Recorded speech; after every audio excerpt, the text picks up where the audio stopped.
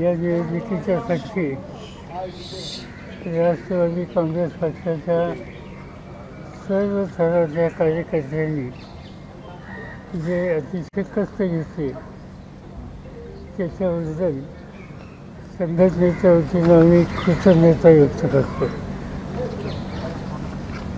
महाराष्ट्रात एक प्रकारच्या परिवर्तनाची प्रक्रिया सुरू झाली. जो काही निवडणुकीचा निकाल आहे तुमच्या हातामध्ये माझं स्टेटमेंट आहे, त्याच्यामध्ये सविस्तर लिहिलं आहे की हा निकाल इतर परिवर्तनाला पोषक अशा प्रकारचा आहे. थोडं पुढे बोलताना ऐकू येत नाही, थोडे पुढे घेऊया ना, थोडं पुढे घ्या. हां थोडंसं माईक पडतील अशा नको. माईक नाही, ह्याचा माईक नाही, स्पीकरवाला नाही. आणि आम्हा लोकांचा प्रयत्न हा राहणार आहे की देशाच्या लोकसभेची निवडणूक झाली सुदैवानं देश पातळीवरचं चित्रसुद्धा अतिशय आशादायक आहे. विशेषतः उत्तर प्रदेशमध्ये सर्वसाधारणपणानं तुम्हा लोकांचं आणि आमच्या काही सहकार्यांचं असेसमेंट जे होतं त्यापेक्षा वेगळा निकाल उत्तर प्रदेशच्या जनतेनं दिलेला आहे. या निकालाचं आणखीन एक वैशिष्ट्य असं आहे की यापूर्वी भाजपला उत्तर प्रदेश आणि या भागामध्ये जे यश मिळायचं ते त्याचं मार्जिन हे फार मोठं असायचं. आता त्यांना काही ज्या जागा मिळाल्यात त्या मर्यादित अशा प्रकारच्या मार्जिनी मिळाल्यात. याचा अर्थ राष्ट्र पातळीवर आम्ही लोक जे सगळे काम करतो त्याचे विशेषतः उत्तर प्रदेश आणि हिंदी बेल्टमध्ये जे आमचे सहकारी काम करतात त्यांनी आम्ही सगळ्यांनी मिळून अधिक लक्ष दिलं तर आज उत्तरेकडचा जो चेहरा आहे तो बदलायला एक अनुकूल अशा प्रकारचं चित्र दिसतं आहे आणि त्यासाठी आम्हाला लोकांच्याकडून काळजी घेतली जाईल. हा निकाल झाल्याच्या नंतर मी काही सहकाऱ्यांशी चर्चा केली. विशेषतः काँग्रेस पक्षाचे अध्यक्ष खरगे, मार्क्सवादी कम्युनिस्ट पार्टीचे प्रमुख सीताराम येचुरी आणि अन्य. तर त्याच्यामध्ये कदाचित अजून नक्की नाही पण उद्याच्यालाच दिल्लीमध्ये बैठक होण्याची शक्यता आहे आणि त्याचा संदेश आज संध्याकाळपर्यंत मला आणि आमच्या इतर सहकार्यांना मिळेल.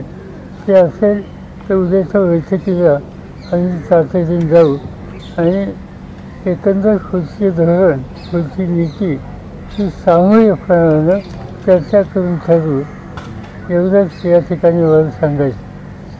आज या निवडणुकीमध्ये अनेक गोष्टी चांगल्या घडलेल्या आहेत. राष्ट्रवादी काँग्रेस पक्षानं जयंतराव पाटलांच्या नेतृत्वाखाली आम्ही जागा मर्यादित लढवल्या. सगळ्या मिळून आम्ही 10 जागा लढवल्या. पण त्याच्यामध्ये असं दिसतं आहे की 7 जागेवर आणखी काही त्याचं पूर्ण काउंटिंग झालेलं नाही पण 7 जागेवरच्यावर आज आम्ही पुढे आहोत. किती 7 जागेंच्यावर आज आम्ही पुढे आहोत. याचा अर्थ 10 जागा लढून 7मध्ये विजय मिळण्याच्या संबंधीचं चित्र. याचा अर्थ स्ट्रायकिंग रेट हा राष्ट्रवादी काँग्रेसचा या निवडणुकीमध्ये निश्चितपणाने झालेला आहे. हा जो काही यश मिळालं ते एकट्या राष्ट्रवादी काँग्रेसचं यश आहे असं आम्ही मानत नाही. आम्ही ही जी महाराष्ट्र विकास आघाडी केली याचा उल्लेख माझ्या स्टेटमेंटमध्ये सविस्तर आहे. त्या आघाडीच्या वतीनं आणि विशेषतः काँग्रेस पक्ष आणि उद्धव ठाकरेंच्या नेतृत्वाखाली शिवसेना आणि आमचे सहकारी या सगळ्यांनी एकत्रित जीवाभावाच्या वतीनं काम करण्याची भूमिका घेतली आणि त्यामुळेच हे यश जसं आम्हाला मिळालं राष्ट्रवादीला तसं काँग्रेसलाही मिळालं आणि उद्धव ठाकरेंच्या नेतृत्वाखालच्या पक्षाला सुद्धा मिळालं. आणि या जे मी सुरुवातीला सांगितलं की परिवर्तनाचं वातावरण आहे आणि आम्ही तिघेही एकत्रित राहून उद्याच्या काळामध्ये आमची धोरणं ठरवू आणि महाराष्ट्राच्या जनतेची सेवा करायची खबरदारी घेऊ एवढंच या ठिकाणी मला सांगायचं. उद्याची बैठक ही दिल्लीला आज संध्याकाळी करेल ठरेल आणि ती झाली तर त्या बैठकीला माझी उपस्थिती असेल. आज काही टेलिव्हिजनवर बातमी आहे किंवा मी चंद्रबाबूंशी बोललो आणखीन कोणाशी बोललो त्याच्यात काही तथ्य नाही. मी काही कोणाशी बोललेलं नाही. बोलणं माझं झालं असेल तर ते काँग्रेस अध्यक्ष आणि काँग्रेस एसओजी यांच्याशी झालं, बाकी कुणाच्या संबंधित नाही. या चर्चा करणं इतरांशी याबद्दलचं धोरण हे राष्ट्रीय पातळीवरचे आमचे सगळे सहकारी आहेत त्यांच्याशी विचारविनिमय करून केलं जाईल. सर, सगळे म्हणतात की तुमचं वय झालं आहे. या ठिकाणी हे सिद्ध झालं आहे की टायगर बुढ़ा हुआ तो क्या हुआ लेकिन जिंदा है. ठीक आहे. सर हिंदीमध्ये प्लीज ब्रीफ कराल सगळं. सर मराठी एक्झाम मध्ये मराठी झाल्यावर हिंदी घेऊ. सर मदत तुम्हाला पुढे कालावधीमध्ये मिळेल असं वाटतं का? नितीश कुमार यांची मदत तुम्हाला पुढे मिळेल असं वाटतं? माहिती नाही. माझं काही त्यांच्याशी बोलणं झालं नाही. एका राज्याचे प्रमुख आहेत आणि त्यामुळे त्याची माहिती असल्याशिवाय त्याचं मी कॉमेंट करणं योग्य नाही. माझा त्यांचा सुसंवाद आत्ता झालेला नाही. संबंध आहेत पण आत्ता बोलणं झालेलं नाही. सर, बारामतीची जी जागा होती त्यावर काटेकी टक्कर होईल असं म्हटलं जात होतं, मात्र निकाल तुमच्या बाजूने लागलेला आहे. त्याच्यावर काय सांगाल? याचा उमेदवाराला विचारावं. तुम्ही अधिक सभा घेतलेल्या आहेत, तुम्ही फिरलेला आहात. निर्णय काय असं की माझं स्वतःचं असेसमेंट त्या मतदारसंघाचं असतं की याच्यापेक्षा वेगळा निकाल लागेल असं मला कधी वाटलं नाही. एक आणि बारामती हा जो विधानसभेचा मतदारसंघ आहे त्याच्यात माझा स्वतःचा गेले 60 वर्षाचा असोसिएशन आहे. माझी सुरुवातच तिथं झालेली आणि प्रचार करू न करू तिथला सामान्य माणूस जो आहे, नागरिक जो आहे त्याची मानसिकता काही मला ठाऊक आहे. आम्ही जावं अथवा न जावं तो योग्यच निर्णय घेतो आणि घेईल याची खात्री आम्हाला होते. आणि मला वाटतं आता किती टक्के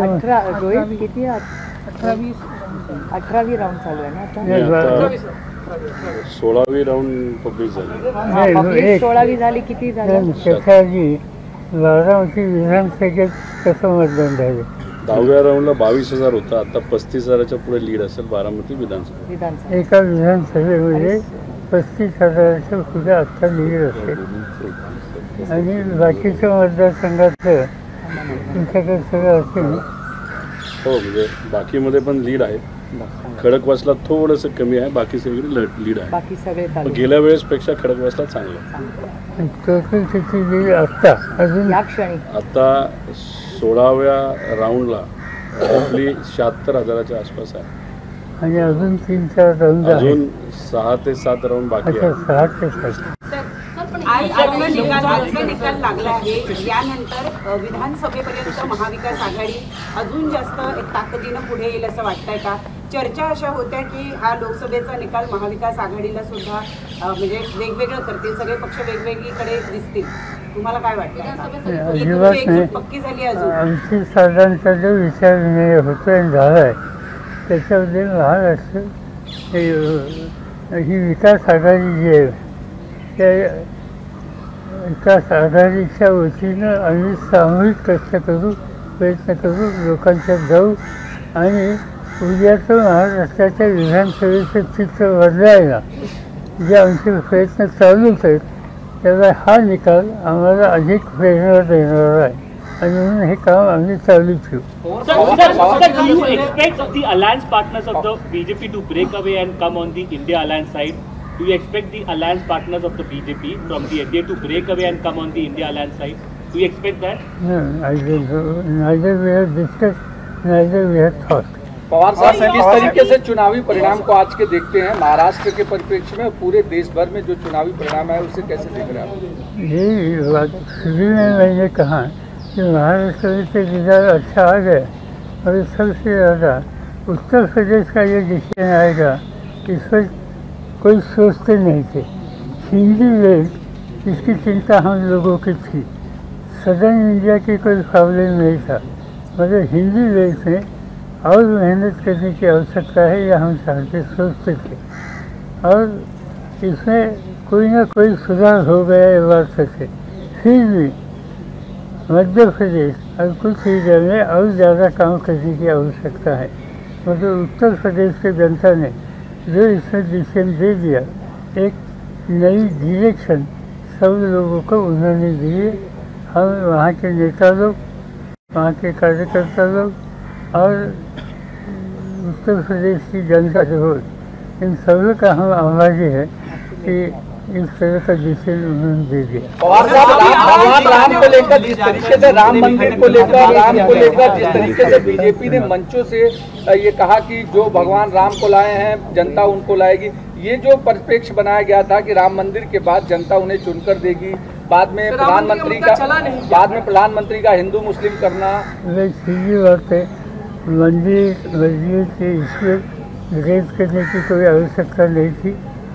जिनको आम जनता के बारे में कॉन्फिडेंस है, ऐसे लोग उस लाइन पर जाते थे, उन्होंने कोशिश की, मगर जनता ने इसका स्वीकार नहीं किया। यहाँ तक इस कैंपेन में आपने हमने लोगों ने देखा कि महिलाओं को इस तरह की तकलीफ हो जाएगी, ये लोग हुकूमत में आएगी तो किसानों की या रूरल एरिया की मीटिंग हो तो वहाँ बताया गया कि ये लोग हुकूमत में आएंगे तो आपके खेती में 2 भैंस आपने रखी है, इनमें से एक भैंस को लेके जाएंगे। इस तरीके से या गलत चीज़ें हाईएस्ट पोजीशन देश के जिम्मेदारी करते हैं, इन लोगों ने की थी। ये बात बिल्कुल अच्छी नहीं थी, मगर हमारा विश्वास था कि आम जनता इस तरह की कैंपेन, इस तरह की लाइन, इस तरह का प्रोपेगेंडा इसका स्वीकार कभी नहीं करेंगे। और इसका अच्छा जवाब उत्तर प्रदेश के मुख्यमंत्री हो अखिलेश जी या उनके बाकी साथी लोगों ने ठीक तरह से दिया, और जो कुछ बातें कही गई इसका स्वीकार जनता ने किया नहीं। ये निर्णय जो आ रहा है इससे साफ होता है। सर, साताराची जागा तुम्ही खेचून आणण्याचा प्रयत्न केला। BJP has not crossed majority by their own. How you react to this, and particularly the fight of Baramati? Wish to know about overall your. It's too early. We have to wait for another day or two. Then correct picture will come. When we will sit in Delhi and discuss with our colleagues, then I will be able to tell what exactly it is. अभी आपने उनकी बातचीत हुई है क्या, और आने वाले समय भी आपको लगता है इनसे बात करने के लिए अलायंस पार्टनर और सरकार फॉर्म करना है तो उनको साथ में रहने की जरूरत होगी? बातचीत हुई नहीं, बातचीत करने की उम्मीद है। मेरी बातचीत खाली 2 लोगों के साथ हो गई, खड़गे साहब एंड सीताराम येचुरी, और वो अन्य साथियों के साथ बातचीत करेंगे और फिर हमें संदेशा देंगे कि दिल्ली में मिलना है या नहीं। हो सकता है कि कल मिलने की स्थिति पैदा हो सकती है। जिस तरीके से बीजेपी ने पार्टियों को तोड़ा, पार्टियों को अलग किया, लेकिन उसके बाद के अभी के जो नतीजे हैं वो ये बताते हैं कि इस तरह की टूट-फूट जनता को बर्दाश्त नहीं है, वो इसे पसंद नहीं करती। बिल्कुल सीधी बात है, जो पार्टी तोड़ने का काम उन्होंने किया, जो गलत तरीके उन्होंने अपनाए, इसकी रिएक्शन इस होती में लोगों ने दी है, और हमें खुशी है कि ये गलत रास्ते पर एक राजनीति जो जिम्मेदार राजनीति उस रास्ते से जा रही थी, उनको जो कोई सबक सिखाने की आवश्यकता थी वो सबक आम जनता नहीं सिखाए, ये अच्छी बात है।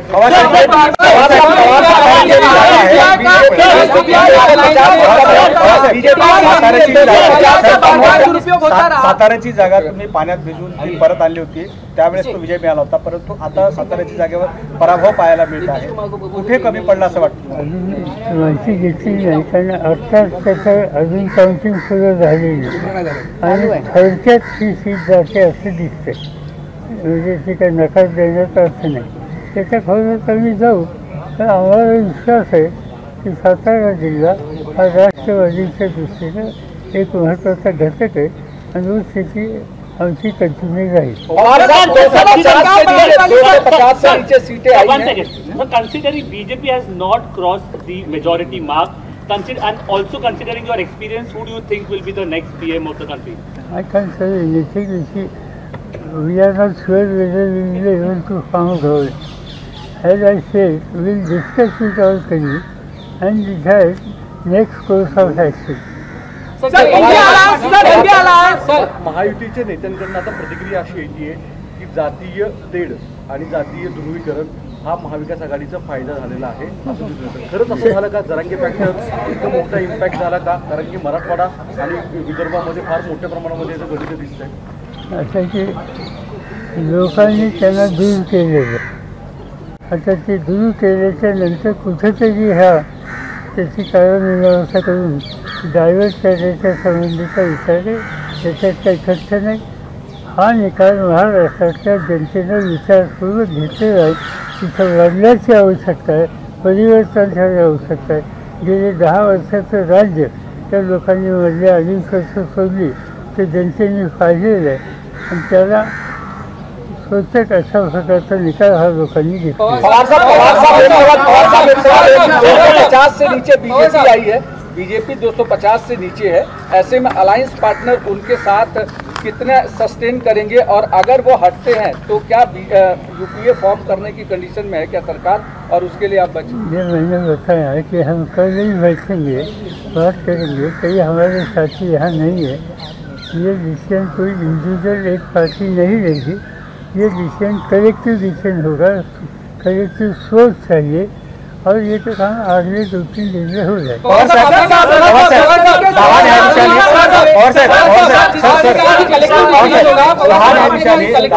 अपक्ष उमेदवार विशाल पाटील आता विजयी झालेत अशा पद्धतीची माहिती समोर येते.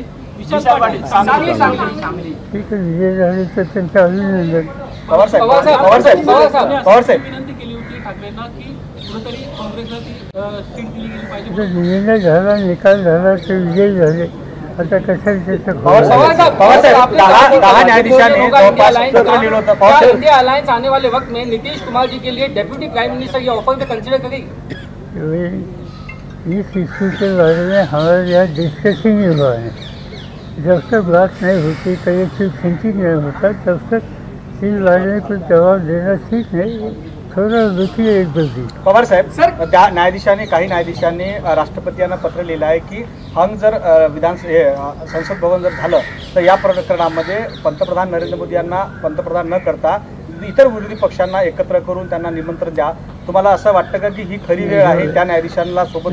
माहिती नाही आम्हाला एक, आणि अजून कुणाला मेजॉरिटी आहे का नाही हे स्पष्ट व्हायला एक 24-48 तासाची आवश्यकता आहे.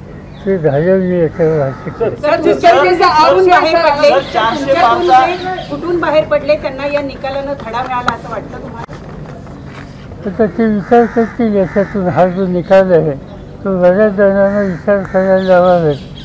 अनेक गोष्टी आहेत ते सांगते. आता आजच सांगणं अवघड आहे, पण सांगण्याला एकंदर लोकांची मानसिकता काय हे समजेल आणि त्याच्यातून शहाणपणा हा सुचून कदाचित काही वेगळा विचार करतील, माहिती नाही.